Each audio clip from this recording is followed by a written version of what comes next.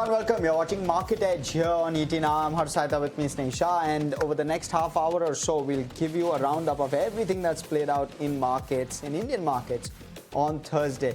The handover was extremely positive on Thursday morning, but the piece was that Indian markets had already moved on Wednesday, and therefore we were actually looking at the futures on the US indices to try and judge as to what will play out. And there's some bit of fragility, frankly, with regard to the ceasefire, and that's exactly what played out in Indian markets. The fragility kept markets jittery, with the Nifty closing below the 23,800 mark, even as broader indices outperformed.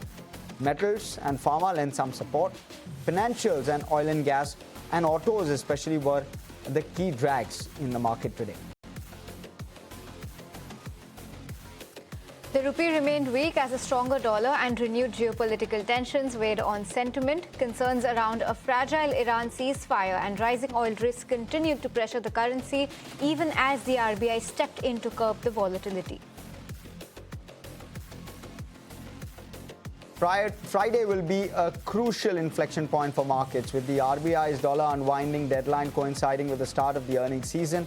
Remember, the RBI had capped banks' open dollar positions and banned bypassing spot markets to curb arbitrage. Defense and capital goods names in focus. Apollo Microsystems achieved a key milestone with successful limpet mine trials for the Indian Navy. Meanwhile, India pushed ahead with high-altitude surveillance with DRDO's HAPS airship project set to enhance aerial monitoring capabilities. Fertilizer stocks were abuzz as the government raised nutrient-based subsidies to keep prices steady for farmers, even as global fertilizer costs surged amid the West Asia conflict. Domestic manufacturers face margin pressure from rising input freight and insurance costs.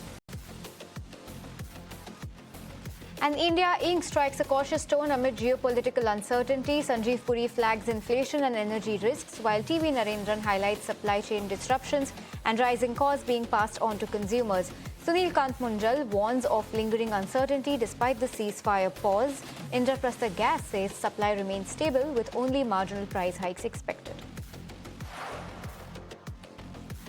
Well, and on the show today, we'll have a roundup with regard to how FNOQs are, or what FNOQs are indicating for the day of trade on Friday, and how Thursday really panned out. We'll have Osho Krishnan, who will give us his views and thoughts with regard to picks, stocks, sectors, and we'll discuss all of that. And we'll have an IT outlook, because TCS will likely be the big dominant factor, which will, and IT also, which will likely play out on markets come Friday's name.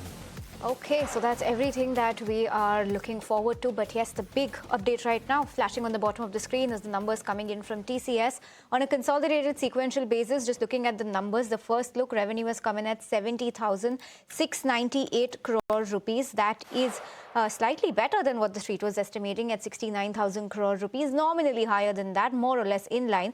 But yes, that's an uptick of 1.7% on a sequential basis. That's the first highlight that I have of the numbers. They've also declared dividend of 31 rupees per share. I'm just taking a look at what these numbers are looking like. So far, the revenue looking slightly better. If you take a look at what the profit is for the period, 10,657 crore rupees, the street was expecting an amount around 13,551. So it's a miss coming in on the net profit number this time around, and a significant one at that. Just waiting by for more numbers, but yes, this is the kind of print that we are seeing from TCS, a net profit at 13,718 crores. Okay, so that's my mistake in looking at those numbers. It's a 13,718 crore number coming in. So actually more or less in line than with what the street was estimating, and we'll have more numbers flashing on the bottom of the screen in just a bit. But let's just very quickly, yes, Harsh. I'll just take over on that. So when you're looking at last quarter, there was a labor code impact of around 2,000 crore. You're seeing restructuring expenses around 253 crore and provision towards legal claim of around 1,000 crore.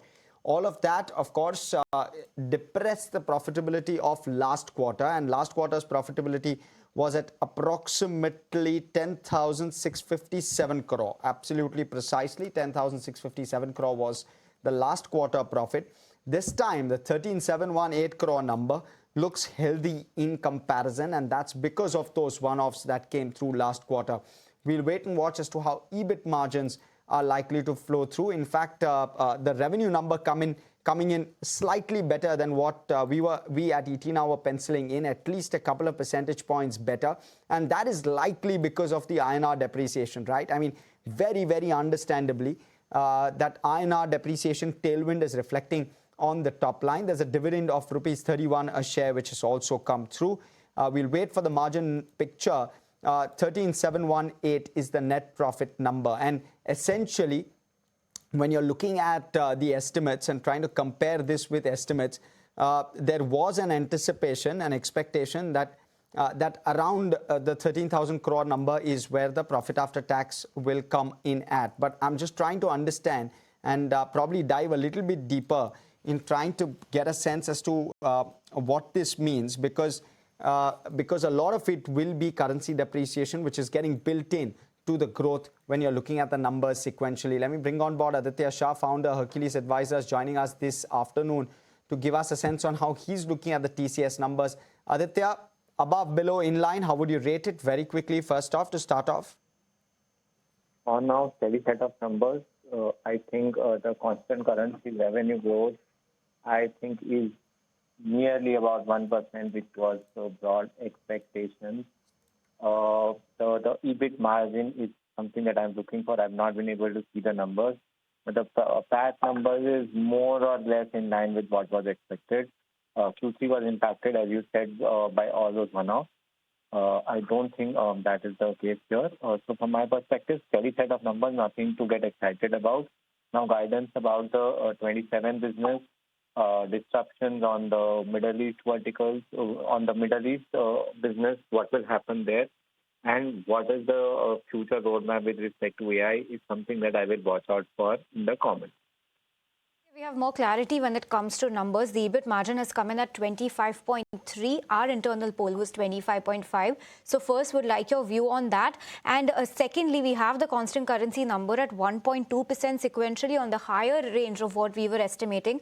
And the TCV has come in at $12 billion, which is amongst their highest TCV ever. Your thoughts on all of these numbers? The TCV number is a good number. It is an impressive number. The constant currency revenue growth, as I said, was expecting around 1%. It is 1.2%. That is also fairly okay. Okay. And the margin, 25 point, my range was between 25% to 25.4%. They come in at 25.3%, which is fairly okay. So as I said, steady set of numbers, nothing to complain about as such on the first look. We need to go into the details to see more. Right. The revenue number standing out, Aditya, what's the sense like with regard to currency and how much of a tailwind has that been? Because constant currency growth was at 1.2%, which is largely in line. It's the revenue bump up is being seen largely because of currency. Yes. So as I said, constant currency revenue growth is something that I always keenly watch out for.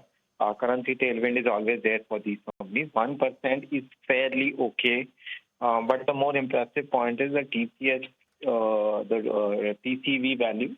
That is really very good, pointing out that not much slowdown had been seen in this quarter, but any which way, only one month of this quarter was disrupted. So we need to see how the future guidance is with respect to how the TCVs are going to play out over the next 3 to 6 months.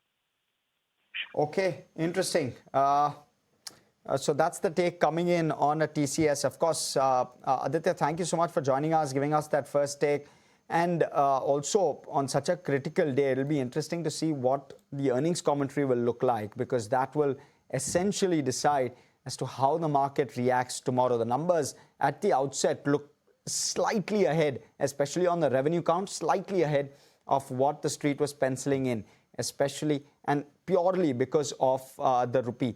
But in terms of TCV and the kind of deal wins that we've seen, any numbers which have come up? Very healthy. Yes, we have the TCV number. It's coming at $12 billion for quarter 4. In fact, this is one of the highest ever quarterly TCVs. It is the highest ever quarterly. In fact, $9 to $10 billion was looking very good for TCS. And we also have the management commentary You have comments coming in from Aarti Subramanian, the Executive Director and COO, who says FY26 has marked a pivotal year for TCS in terms of AI adoption. And in Q4, the annualized AI revenues have surpassed $2.3 billion.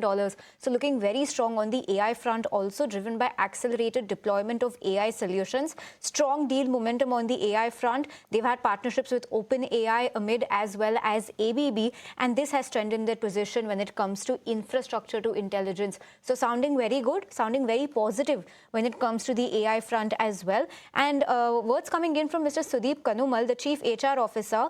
They've implemented annual salary increases across all grades effective 1st April. That is the word coming in over there, trying to build a future-ready workforce, and the hiring numbers also looking quite resilient. So yes, all in all, positive commentary coming in, and we're going to be looking forward to the earnings call at 7 in the evening today, Harsh. I'll be very curious to know the manner in which margins have evolved, because when you've got such currency tailwind which is coming through, margins haven't really come in as well. So I'm wondering, where is it within that cost structure that that we've seen a bit of a compression, at least versus estimates on the margin count, or rather largely in line, but slight bit of compression, if at all I can call it that.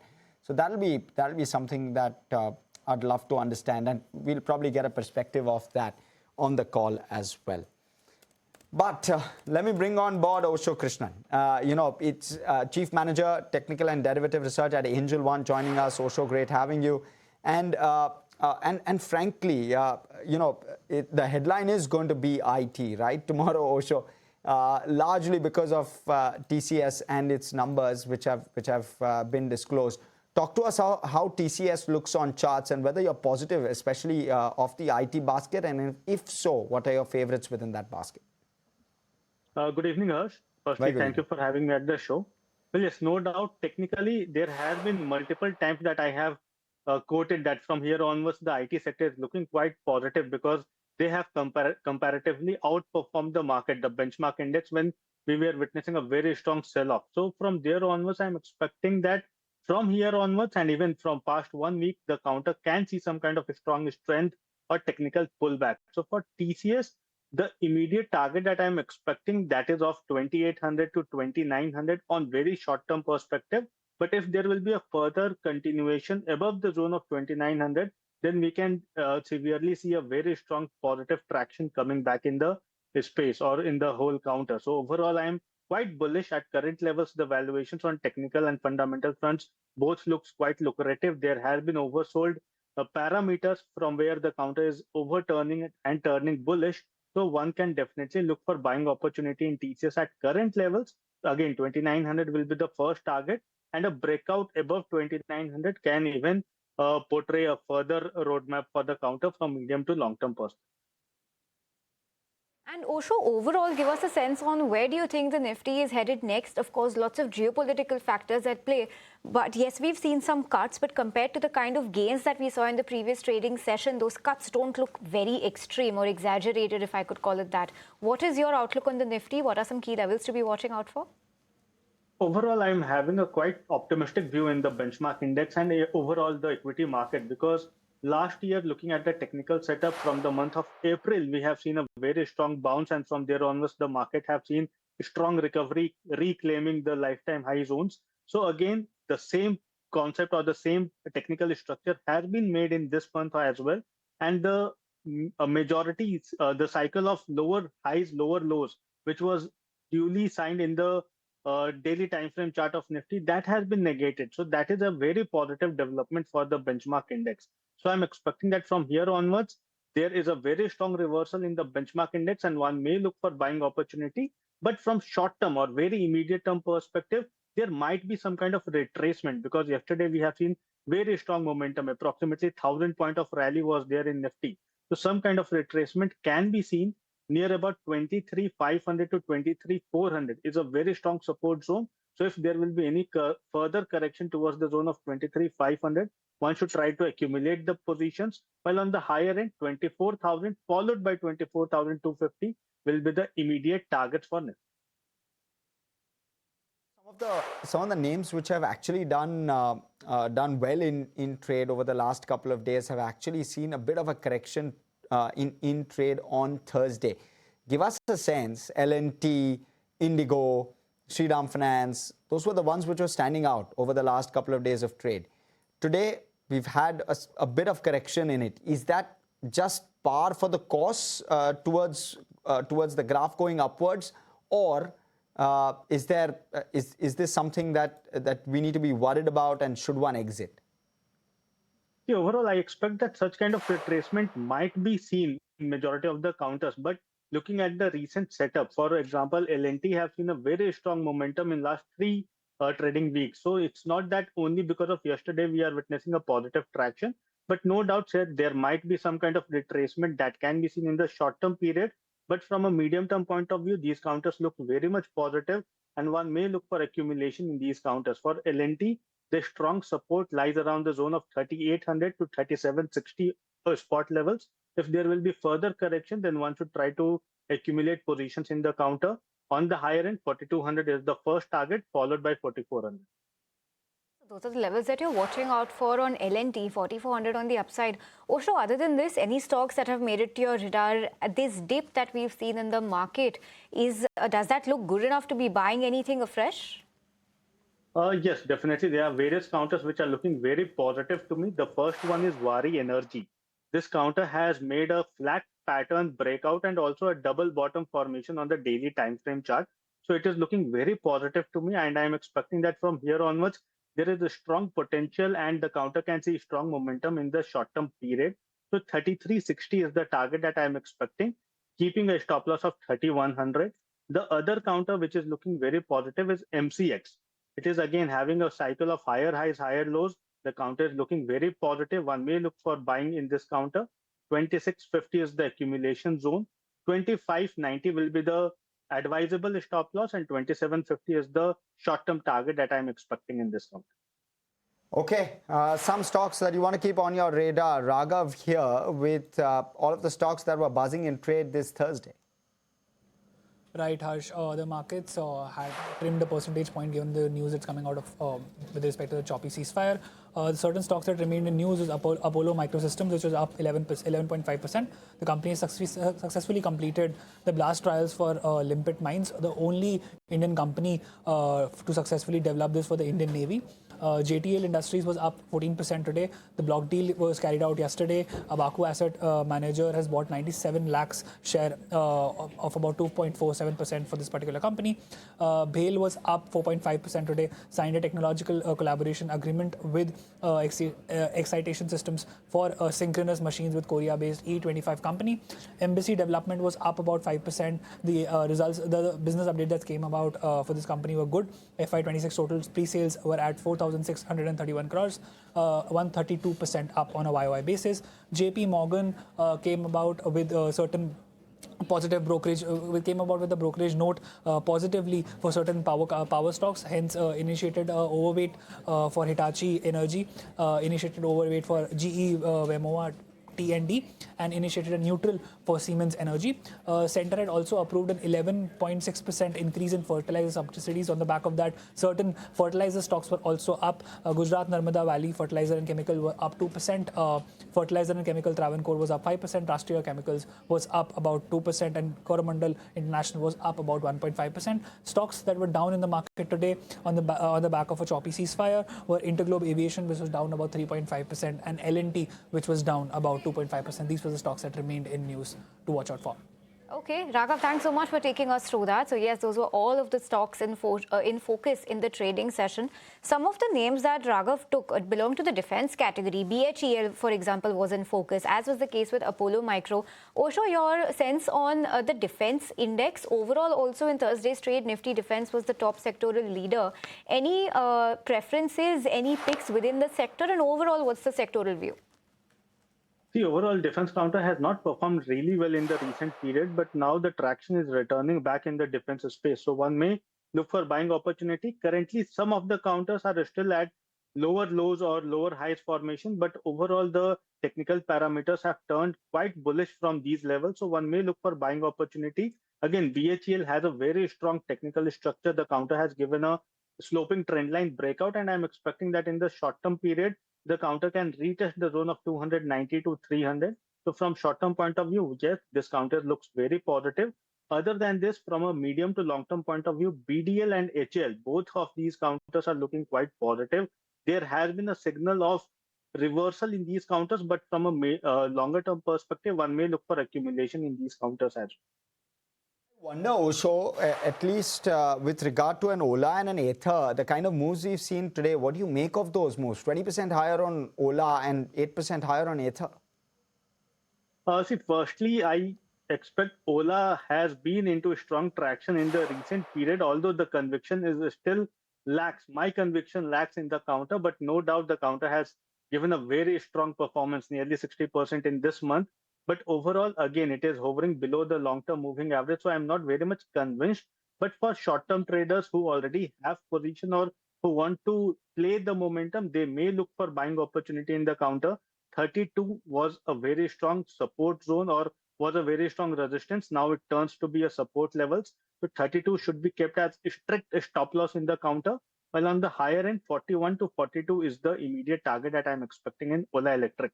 But Ather is looking quite positive to me. Ather Energy is looking quite positive. The counter has been into a cycle of higher highs. There has been a strong consolidation breakout.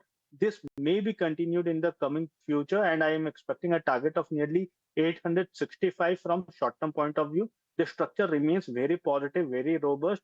Any dip towards the zone of 790 to 800 can be seen as accumulation zone. 860-65 will be the target from short-term. Levels to watch out for on some of those stocks. But Osho, on that note, we'll let you go. Thanks so much for taking the time out and sharing with us your views and your stock picks for the day. Thanks so much. Okay, viewers, on that note, time to slip into a very short break. More news and updates and more importantly, an outlook and everything to watch out for the next day's trading session coming up. So stay tuned and we'll be right back.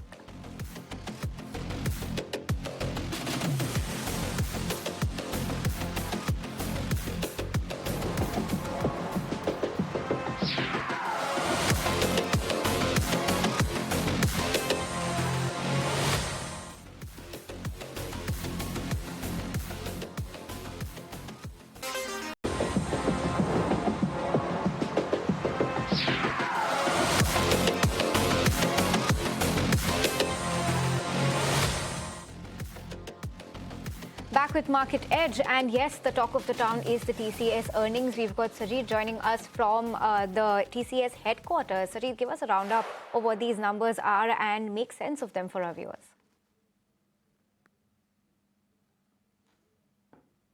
That's right. The numbers are pretty much, in line with the top line. Little surprise coming into rupee terms because the rupee revenues is up nearly 5.4%, and that's primarily been led by the currency gains which have come in during the quarter. On a dollar basis, is 1.2% quarter on quarter on a constant currency basis there. So that's pretty much in line. If you look at it, but EBITDA margins, have improved by 10 basis points in this quarter on a quarter-to-quarter basis. There is the profit after tax will show you a big jump of 28.6%. That's primarily because of the kind of adjustments that happened in Q3, because you had the labor code impact that coming into Q3, and that impacted the profitability of that quarter. But on a quarter-to-quarter basis, if you remove that, it's pretty much a decent performance which is coming in. What is heartening is the total contract value coming in Q4, $12 billion of contract value coming in Q4, which is one of the highest in the quarter for TCS, and for the full year of FY26 is nearly $40 billion of TCV, which is the total contract value coming in there. The company has also indicated that on an annualized basis in Q4 they had an AI order book of roughly around $2.3 billion, and that or the revenue of $2.3 billion, and that is also a new metrics which TCS has been providing for the last couple of quarters, and at least last 2 quarters if you go by. This entire deal structure has seen good volume growth coming across the North American business.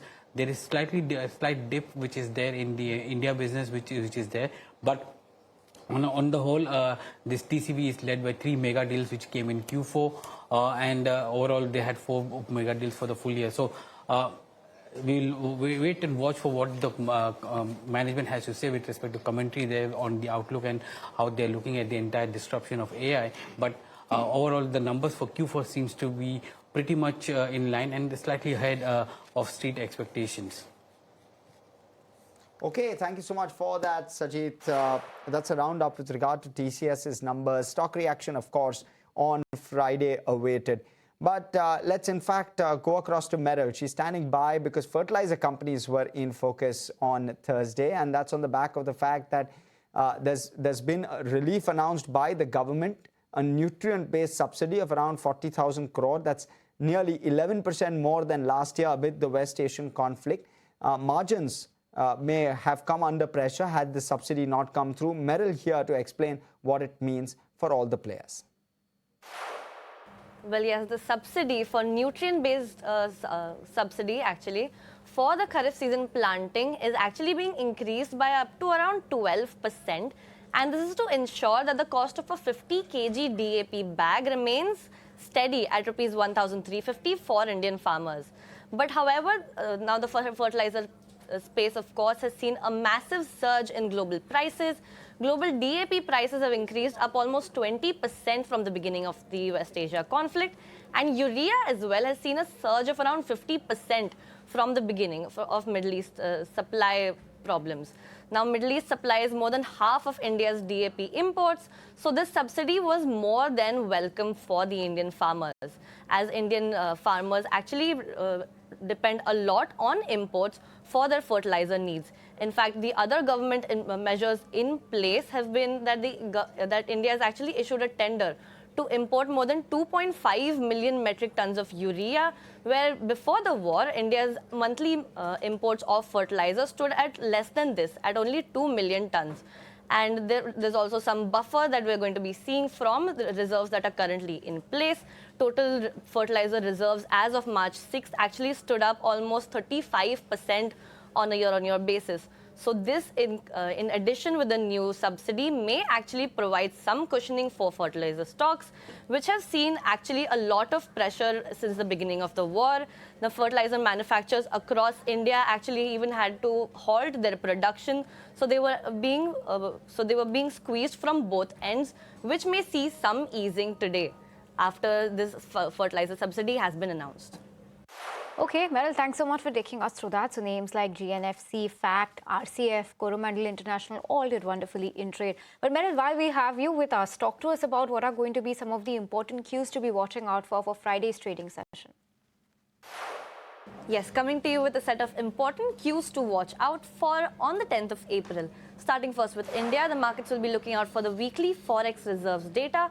But more importantly is the expiry of the RBI's dollar unwinding deadline, which could impact near-term rupee sentiment as well as liquidity conditions in the market. Globally, from the US, the markets will be tracking March CPI data, and in China, March CPI as well as PPI numbers will remain in focus. Japan will also be reporting PPI data, and in the UK, investors will track the sovereign credit rating review, which could influence bond markets as well as the currency sentiment from there. Back home on the IPO front, prop share Celestia IPO opens, and so retail and listing sentiment will be watched closely. In coming to some other global events, Bank of Korea's base rate decision will be announced, and the Artemis 2 crew returns to Earth, while the new European digital entry-exit system travel rules officially come into effect. So yes, that was a quick rundown of all the important events to watch on the 10th of April. Thank you so much for that, Merrill. And you know, the key and crucial event that we'll be watching out for, Snehi, is the fact that the reaction to TCS's numbers and commentary will also come through on Friday, because that will be crucial to know. It's going to be the first quarter where you'll start to see an impact of AI on the commentary as well, and we'll get a sense of that in terms of the market reaction, how the market is viewing it only on Friday. So it's going to be an interesting day of trade. Stay with us, of course. We'll analyze this in a much better form. But for the moment, that we're completely out of time on this edition of Market Edge. From Snehi, myself, everyone who puts the show together, thanks so much for watching. Stay with us. More action to follow.